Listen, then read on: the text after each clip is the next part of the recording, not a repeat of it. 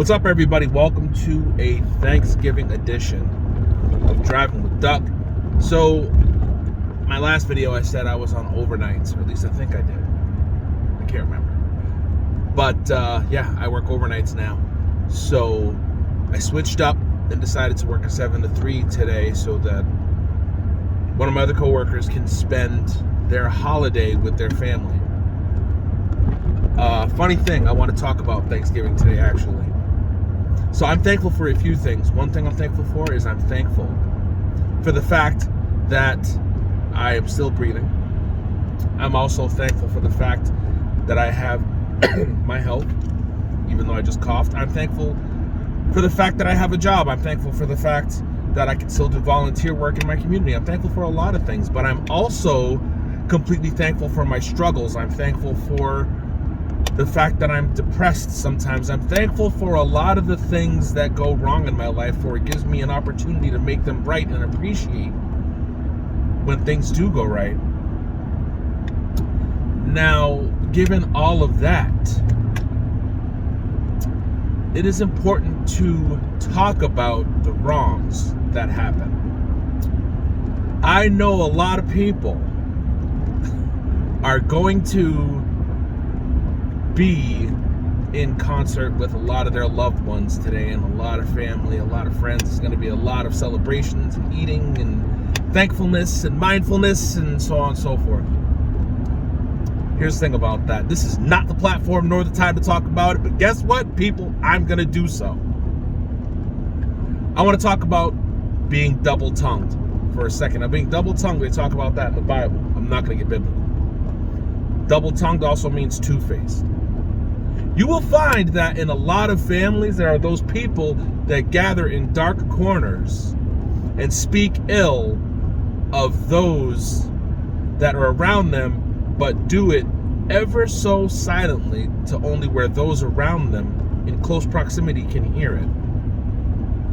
It happens a lot when people are in close concert, and it's rather depressing and distressing simply because people don't have the testicular fortitude to say it to people's faces. They just tend to say it in close concert with others that are like-minded. They just don't have it in them to say it to the person's face. It is so uncomfortable when you get people together. When you're in a large group, they connect in smaller cliques and start talking about other people. Can you imagine if you're a spiritual person, if you're a Christian-like person, let's say, can you imagine what it would be like if God just sat in the corner of your home while all your family is there and listened to everybody just milling around, eating, drinking? Some are watching football, some are having pie, some are still eating remnants of what's left over, and see all of you talking, and yet he knows your heart and heard you gossiping about some of the people that are in that home earlier in the day, talking all kinds of mess about someone else that's in the home that you were just laughing and joking with. You were talking all kinds of mess about them earlier in the day.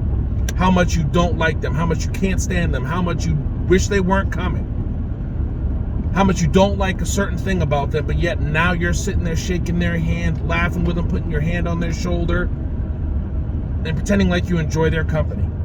Can you imagine what God would say about that? And again, I said it wasn't going to get biblical, but I'm just saying in the Christian sense, for those of you that are, he would probably be disgusted, I would think. Think of how your biggest mentor would take that, if I take the biblical sense out of it. The person that you look up to the most, think of how they would take that. They would probably be disgusted. Now, me, on the other hand, I don't really deal with much group participation when it comes to holidays, simply because I don't like too many people. Now, I don't subscribe to the fact where if I don't like you, I'm not going to be in concert with you.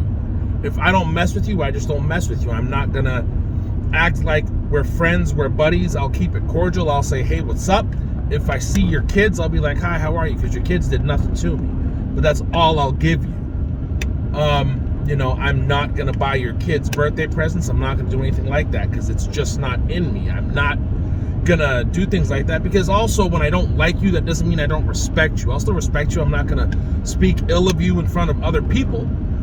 I just have nothing to say about you edgewise. I wish you all the best unless you disrespect my children, then it's on sight. But other than that, I got nothing to say. But people, it's funny, some people will talk the most ish, but don't have the balls or respect to stay away from those people. They tend to take it to where it's the holidays and like, oh, it's the holidays, we can put that aside for now. They don't even respect themselves enough to say if there's something that's emotionally or mentally poison to me, I don't need to be around it. Some people tend to think that simply because someone shares 50% DNA with you because they're your brother or sister, or 25% DNA because they're your cousin, or less of a percent beyond that, like my brain can't process, but that you have to be around them because it's a holiday or whatever. That's not the case. If you can't be around them due to whatever it may be because you don't get along, or y'all ain't on the same page in life, that's fine. You don't have to be. There is nothing in this world, blood nor otherwise, that gives someone license to disrespect you or yours. Period. And you can wish someone well, but just tell them to keep it moving, keep it pushing. That's okay. Now, when it comes down to, holidays and so on and so forth, when people are disrespectful, you have every right to call them to task and say what you have to say. Everybody deserves to be respected and treated with respect, no matter what your beliefs are in this world and no matter what your station in life is. There is nothing in this world that gives someone the right to treat you like you're less than they are, no matter what it is. So, given that today is Thanksgiving, you should really think about being thankful for not only the good things in your life, but be thankful for the bad ones. Simply because when you're going through a bad time, think about the things that you had that were good, because it makes you tend to appreciate when things are better than what they are at the time that you're in that bad state. And then you may start to think that, you know what? Things could be worse. And then you start to want to improve on the bad things and get yourself to a better space. And you create building blocks. And then maybe you do a little inventory control and you say, you know what, I may be in a bad space, but there are certain things that I don't need because they're creating more of a negative situation in my life. So I need to do better. So there are some more things that need to go. So be mindful and be grateful. Be thankful for the negative space in your life, because only then can you take that negative space and put something positive in it. So all of that being said, this has been another edition of Driving with Duck. Check out some of the older videos on Facebook. Look up #Driving with Duck. On Instagram, #Driving with Duck. Same exact thing. YouTube, follow it. DRIVIN WITHDUCK. I wish you the best Thanksgiving. Eat a lot. Also go back and think of what you're thankful for and realize what today actually means. It's bigger than Christopher Columbus. It's the ideology of being thankful for what you have in life. Because bear in mind, to some people, Thanksgiving is way more than that. To the Indians, it wasn't exactly that much of a good day. So I appreciate you for watching. Love and light, my friends.